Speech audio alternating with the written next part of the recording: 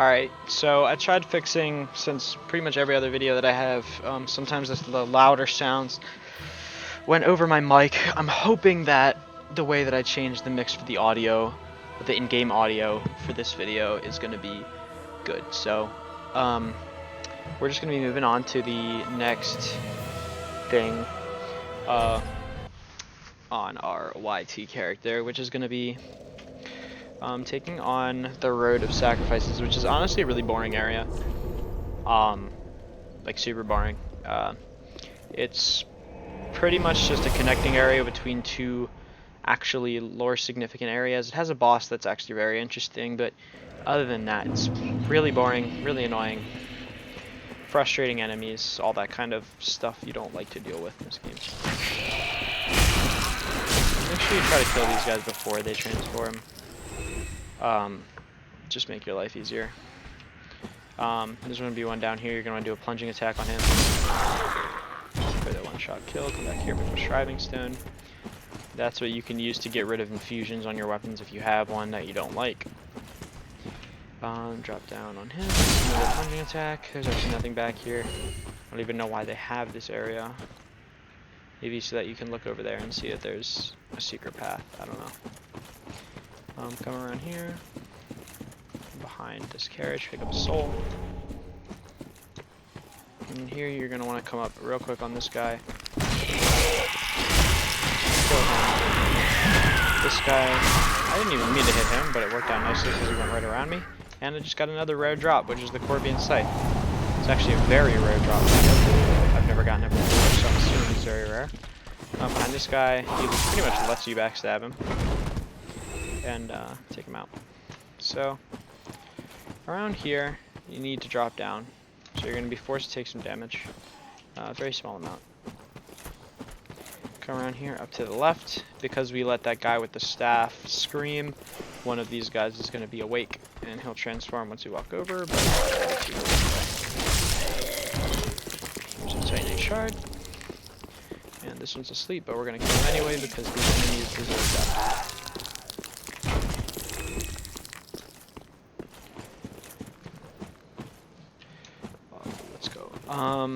Then we come around here, look down, and fall.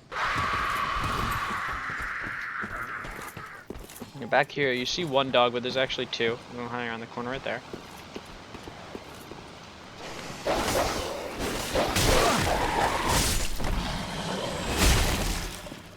These guys can poison you if you're not careful, so don't get hit twice. And you get the Braille Tome there and the Morn's Ring there, so that's really good for if you're doing a miracle build, which probably alright, because the miracles are not that good in this game.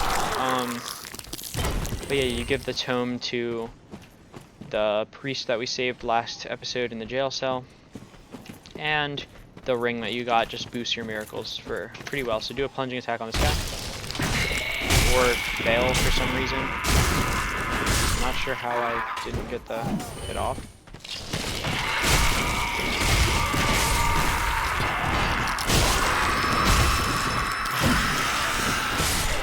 Good thing about those guys is if you start rotating before they actually land the attack on you, you should be able to just dodge whatever attack they get. Unless they do the attack where they kind of just jump up in the air, which is really annoying. They'll do an attack where they jump up and start hitting you with their little claws. And that'll do a lot of damage, and it's pretty hard to hit them while they're doing that because they'll stagger you out. Anyway, go to this bonfire.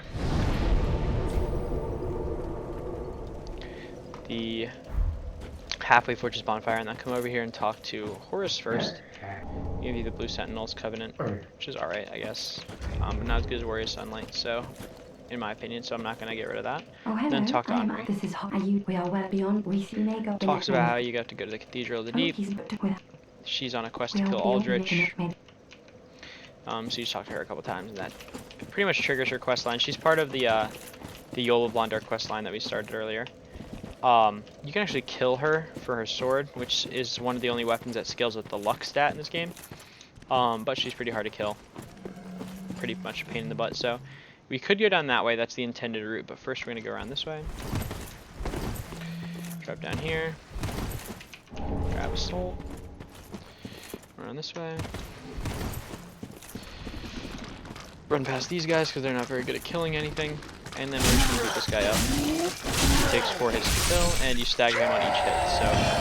So, very easy to play. When you're using a straight sword, it's a little bit harder to take them out. Make sure you have full stamina when you're coming up to these guys.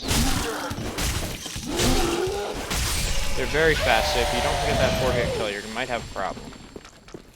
And then here we're going to face pretty much our first, actually difficult enemy in the game. This is a Black Knight.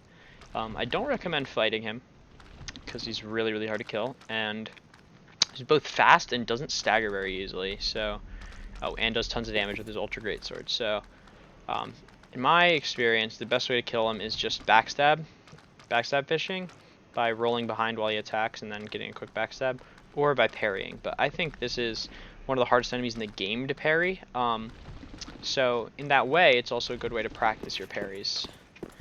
So when he's running at you, he'll usually do a thrusting attack like that. That always gets me. That's the strong attack that'll launch you up in the air. So that's one of the best attacks the one that he just did, one of the best ones to get. And I guess now that I showed the parry, I might as well show the backstab too.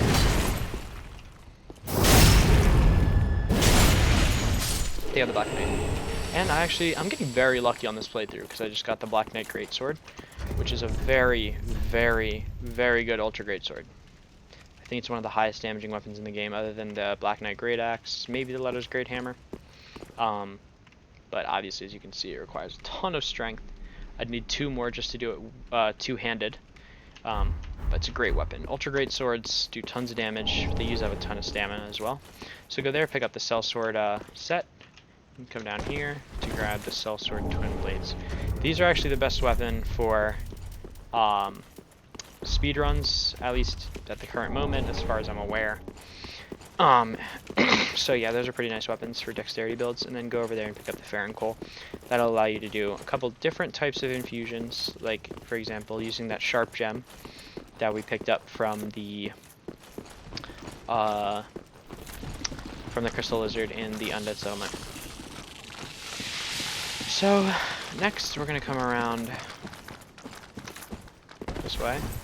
You can jump over that or just run around. There's a dog that'll pretty much instantly aggro you. I'll shot him real quick. And then kill this guy. And he is guarding a Titanite shard. So these guys are really slow.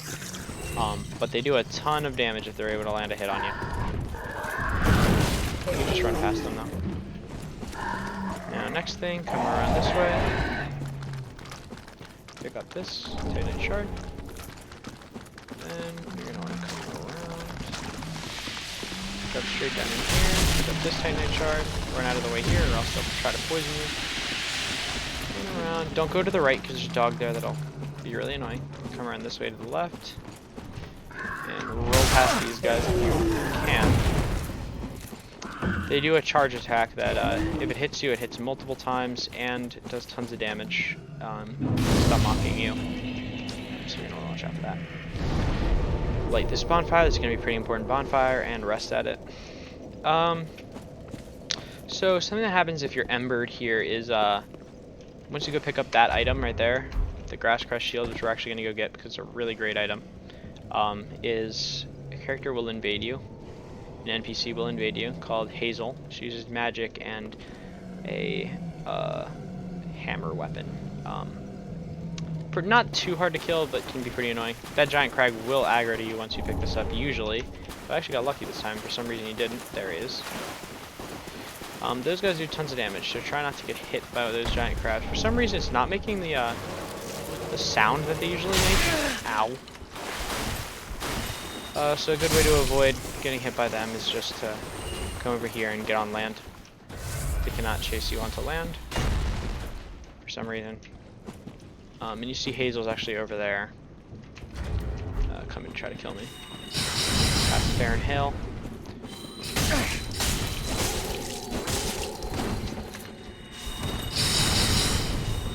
He needs a tree to block that. When he uses that single hit attack, that Baron Dart.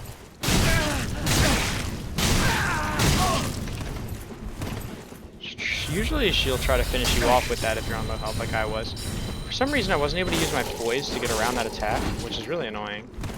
Normally you can poise through the hammer attacks.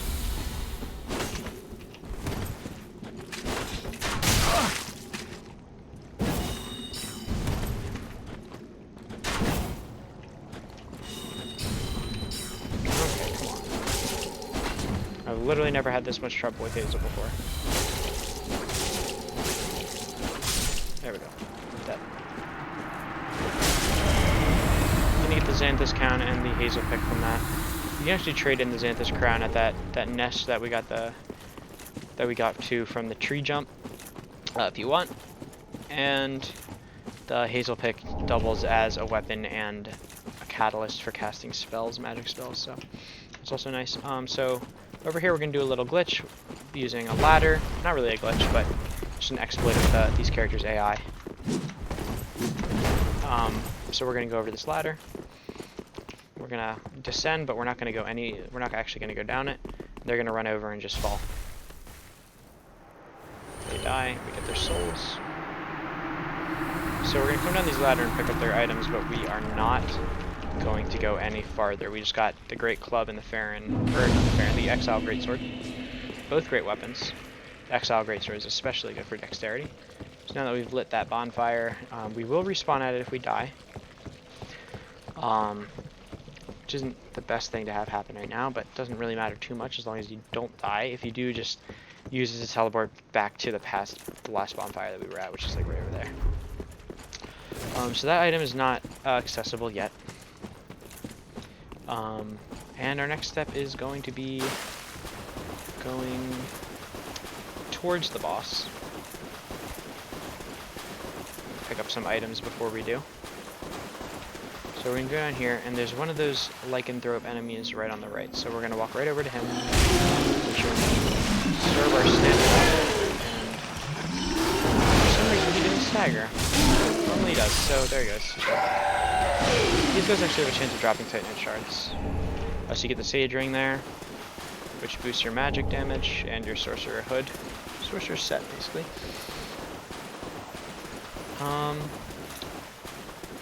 Not too much more to collect in this whole area.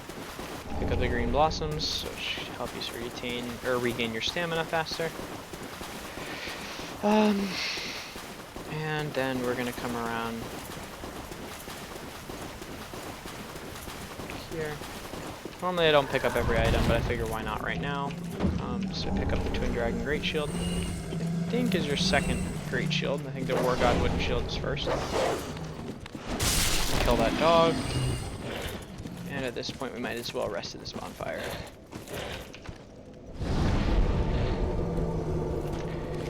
Now that we've rested there, we'll respawn there, not at the bottom of that ladder, which is nice. Come around and kill these guys real quick. And I think this only happens if you killed Hodrick in Undead Settlement, but you can summon him in here. I don't actually know what summoning a Mad Spirit does, but it gives you a warning beforehand, so I usually just don't do it just in case, because I don't want to get killed. Get these guys out. I've never actually got an item from them, so apparently you can get the pike from them. That's cool. Pick up the Estus Shard down here. Come over here, you'll see two of the lycanthropes here, so pick up the Ember, and this one up.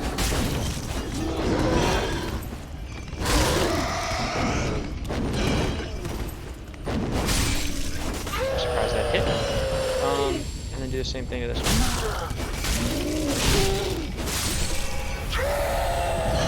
And you saw that blue, saw the blue thing that showed up around my character, and I regained a tiny bit of health from it. So now I come around, pick up this item. And now, yeah, I think what we're going to do is we're going to come down through this hole, and what you're going to want to be prepared to do is kill one of those hollows with the lantern that wakes up the other enemies, because there's tons of sleeping enemies in here. You're just going to want to sprint right up to this hollow right here and kill him. Get the one shot. This one will shoot one shot at you and then fall off.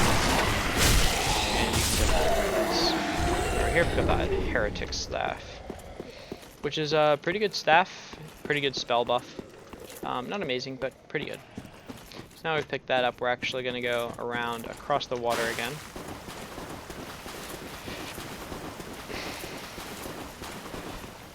Up the stairs here this time, and then we're going to come around. There will be a guy with a shield, who's really, you know, fine, but then this guy with the magic does tons of damage because he casts Soul Spear on you, which is a very highly damaging magic attack. Don't use Crystal Soul Spear, so it's not as much, but still a good amount of damage. Drop down here. Pick up.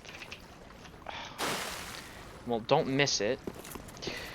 I'm gonna go back up there.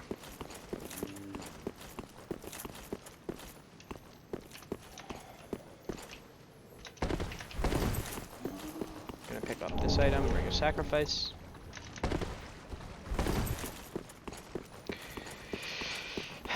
And then we're gonna come around here. And we're gonna pick up the, I think it's a golden falcon shield. Yeah. And I think that is, yeah, it's a parrying shield, which is nice. It's not a shield specifically meant for parrying, but it's a shield that you can parry with. So now we're not gonna go up the stairs. We're gonna go in here, look to the left, take out this crystal lizard. It's gonna give us a crystal gem, which is a gem that you can use to infuse weapons with magic damage. We're gonna kill this guy real quick. Nice thing about two-handing a sword, by the way, is that it goes through, or it doesn't bounce off shields. And now you see we're right where we just were, where we picked up the staff. I just like to do it in that order. So now you can come through here. Alright.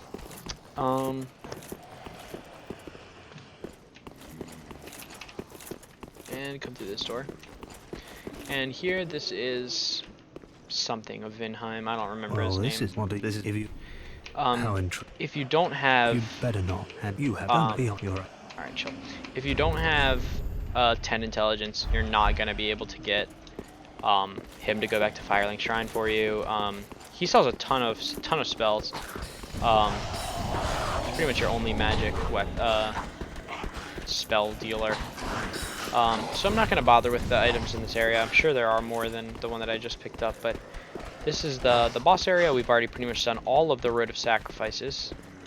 Almost, actually. There's one thing that I did forget. So before we do the boss, I'm going to go back to the last bonfire listed. You can go back to the Shrine Bonfire if you want, and level up using the souls, because you might need it for the next boss. And the next boss is actually the first boss, I think, where parrying makes it significantly easier. Gundyr was already, pretty easy in general. But Gundyr is made just easier a little bit by parrying, but holy crap, this boss is way easier if you're able to get the parry off.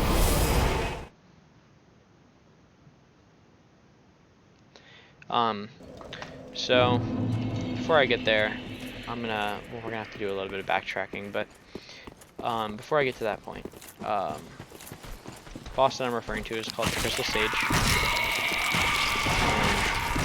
What that boss does, or is, I guess, is just a weird looking wizard dude, and those guys are gonna be following me all the way over here, aren't they? Okay, cool. He's a weird looking wizard dude who, once you get him down to half health, can summon clones of himself that do tons and tons of damage, like really a lot of damage. And they all have, all the clones except for the real one have blue magic and can be killed in one hit, but the trouble is, taking them out quickly enough to be able to focus down the main one. But if you get close enough, you can literally just rotate around him until he pulls out a sword, and then you just parry the sword with the right timing. I'm very new at this because I just found out you can do this a couple months ago. So I've only actually fought the Crystal Sage while parrying 2 times. But it's worked out really nicely every time. Able to get him down to like maybe 1/3 health or lower without him even going into second phase because he takes so much damage from parrying. But anyway, so here we're going to fight that down there. That's Maneater Mildred from Dark Souls 1, I think. At least it's supposed to be. And you're able to pick up the Brigand set. You get the Butcher Knife. Get the Brigand Twin Daggers and the Brigand Axe.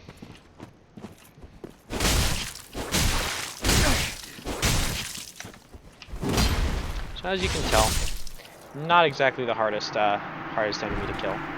Can be harder if she's able to actually hit you, because she does tons of damage. And the Butcher Knife, by the way, if you decided that you wanted to do a strength build, Butcher Knife is definitely a good way to go, because it has the ability that when you use it, it's called Sharpen, and when you use it, it refills your health on each hit, and it's a lot of health that it regenerates on each hit.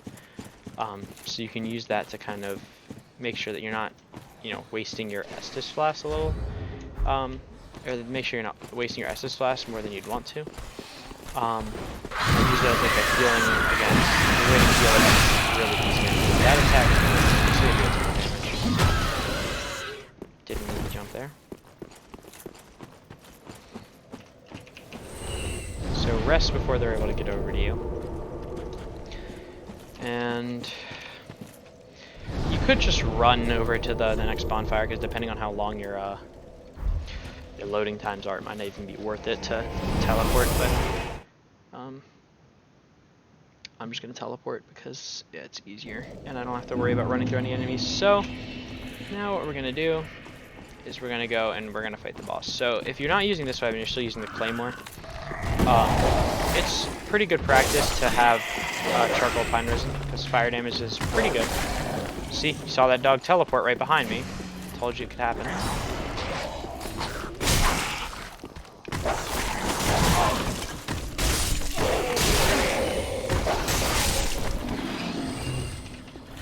What we're gonna do is we're literally just gonna run straight through here. That guy's gonna shoot at you, but he should only do a little bit of damage. And then if you hug this left corner, that guy will not hit you.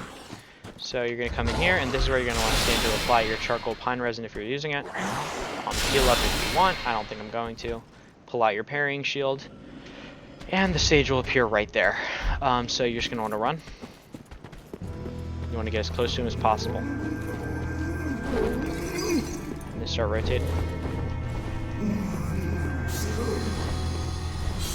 And he'll kind of put his left hand, or his right, but on his left hand behind his back and pull out a sword. And you want to parry that. The timing's a little bit more delayed than you might expect.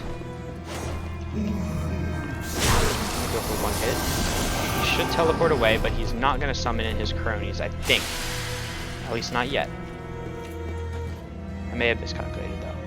But depending on the level of your sword, he actually might. So you might not want to take that last hit, depending on the level of your character. And when he does that sword attack with his right hand, it's only one attack. So only do it when he pulls it out of, well, his right. He pulls the sword out of his right. So that does a lot of damage, but I don't think it's parryable when he does it that way. Just keep rotating. Don't get hit. And parry. So now after you've gotten the second parry off, you want to just go up to him and just hit him as many times as you can before he teleports. And now that you've gotten down to low enough health, what you can do, if you think that that's a good option for you, is just try to find the one with purple magic and beat him down before you can die. I like to be safe and take out the ones with purple magic anyway. So now that I've taken all them out, I got lucky they all spawned right next to each other. I'm gonna somehow get hit through a pillar. I'm gonna run so I don't get hit by that crystal hail. And I'm gonna get the last few hits off. Oh my god.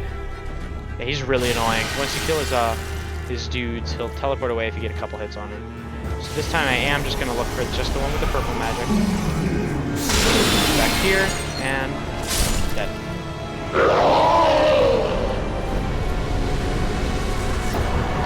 With only one hit, so I felt comfortable looking for just the one with the purple magic. So now that we got the bonfire lit, we should probably rest at that. And this time we actually are going to teleport back to Firelink, because we're going to get a couple levels.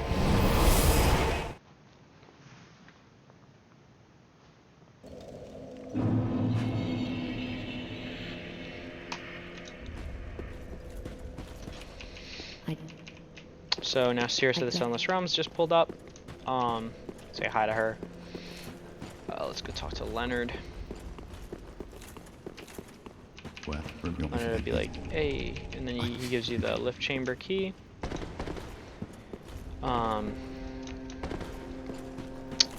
Which is just like an optional thing that you can do in Undead Settle, or not Undead, High Wall of Lothric, that I think I might go do just real quick because it's a super quick thing that you can do. You could buy the tower key if you want right now, because you should have enough souls if you haven't died. And you can buy the Exile set, which is really good for a Vitality build because tons and tons of defense, but very heavy. Yeah,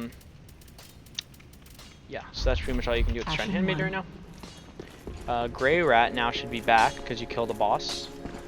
Oh, good. And you'll have a ton of new items. This is pretty much the best curve sword. Zweihander is a respectable ultra great sword, so pretty much the first ultra great sword that you can buy, and I think the first ultra great sword that you can actually get in the game. So that's really nice to have. 2 are coming up actually in the next 2 areas, 2 ultra great swords. And then the S-Stock is a really good thrusting sword, so pretty much great stuff all around. I'm gonna actually buy a lightning urn because you can do something nice with it.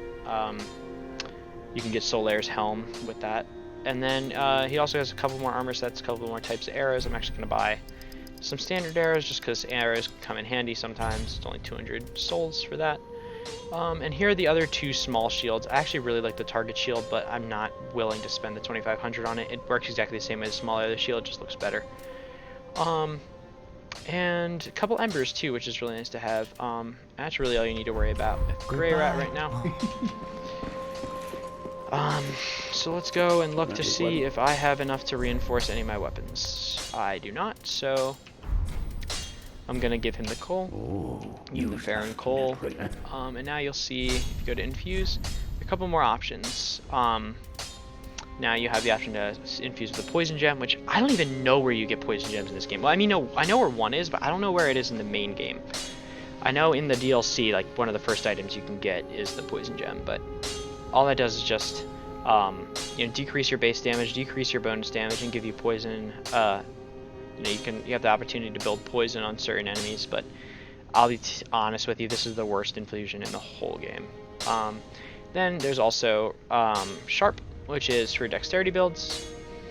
That can be used to increase your dexterity by a lot. You see, my dagger's dexterity, it's already a dexterity weapon, but it goes from C to an A, increasing the bonus damage quite a lot. Even for just a +1 weapon, 11 extra bonus damage with infusion is a lot. It also decreases the strength bonus, but since it's already an E, you can't really see that it goes lower. Then a heavy gem increases the strength bonus. You see it goes from an E to a C, but gets rid of the dexterity bonus entirely. So it only gives it 2 more damage. And let's see, I can reinforce Estus Flask with our Estus Shard, and that'll bring us up to a total of 8. And now I think we're gonna go to the High Wall of Lothric. There's actually a tome that I did actually miss in here. I'm gonna get it when we go for the next area. But if you want to go grab it now, it's near where we ran towards that Black Knight. If you take a left and just run straight, you'll enter an area where you can't run anymore, and you just roll around the tree. There'll be a crab chasing you, and you can pick up the first Pyromancy tome, and it lets you, I think, get Karthus Flame Arc and like Acid Surge or something like that, Poison Surge or something like that. Not great, but it's it's something if you want to do Pyromancies. So anyway, we're gonna go to the High Wall of Lothric. Tower on the Wall bonfire to do what we got the lift chamber key for.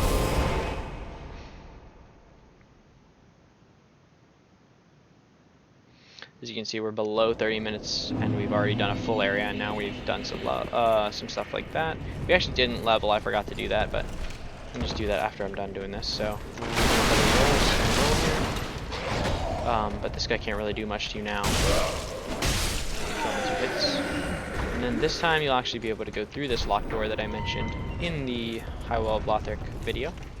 Come over this elevator, because basically what Leonard told you to do was come down here, kill this Dark Wraith. Apparently he's been chilling here for a long time. Killed a bunch of knights. And Dark Wraiths can be very, very nasty enemies. They don't stagger very easily. Their attacks do tons of damage. But everything they drop is like really useful. So you're gonna want to go up for a backstab and then charge a strong attack. Okay, so apparently you're gonna want to wait longer than I did. Don't get hit by that attack. My God, do not get hit by that attack because that will potentially kill you in one hit.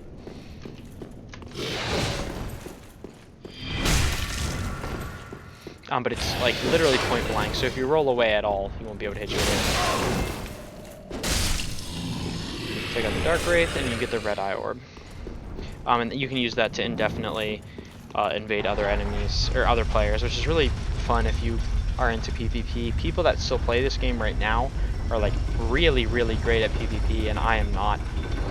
So I don't really PvP too much, but it's definitely something fun to do. So I'm gonna use another homeward mode to go back to the shrine. If you don't want to use a homeward mode, it's fine. I mean, completely understandable. If it's a pretty limited resource, they cost actually a lot of souls, 500 or something. So now we're gonna do some leveling. So let's even out our strength, just cause like we could get more if we just leveled dexterity, but we're not going to be sticking with this weapon for the whole game. So increase our vigor a little bit, and that will bring us to 20, 20, and 20, which is pretty good stat distribution, and we do a pretty good amount of damage. So level up with that, and let's go talk to Yoria of Londor.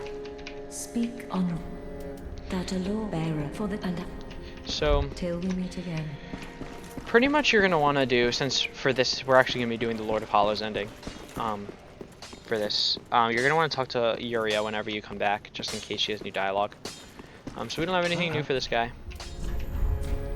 I'm going to buy Great Combustion, which is not a great idea, but I'm going to buy it anyway because I like it, and I might level up for that later. And then we're going to come over to Arena and give her the Divine Tome that we picked up. Now you can see she has some new miracles. Tears of Denial is one of the best ones that you can have in the whole game. If you're able to find the Priestess Ring, you only have to level up your faith one time, and you just wear the Priestess Ring, cast Tears of Denial, and then take it off and switch it out for whatever ring you actually want to be using. And it basically gives you an extra hit, one extra hit. So if your health is 1, but you have Tears of Denial on, you get hit, you keep that 1 health. Because it basically just, instead of dying, it leaves you with 1 health. And I think I might be missing something, but I believe that's the last thing to do in this area. So that's all of the Road of Sacrifices pretty much completed. Next area that we're going to be doing, I think, is going to be the Cathedral of the Deep, but what I'm going to do instead of going to that right now is I'm going to start a new character, and I'm going to record some boss tutorials of the bosses that we've done so far, so I can get more in depth, because I killed them all pretty quickly, except for the Crystal Sage. I mean, I'm not going to give a tutorial for that because the way that I killed him is the best way to kill him in the whole game, so it will be that fast every single time, and my tutorial cannot be any better than that. Because that's really the only way that I know to kill him right now. Every other way is just pretty ineffective and very clunky. So I'm not going to make one for the Crystal Sage because this video is the tutorial. But yeah, that's pretty much it. That's been the Road to Sacrifices, and I'll see you in the next episode for the Cathedral of the Deep or some boss tutorials.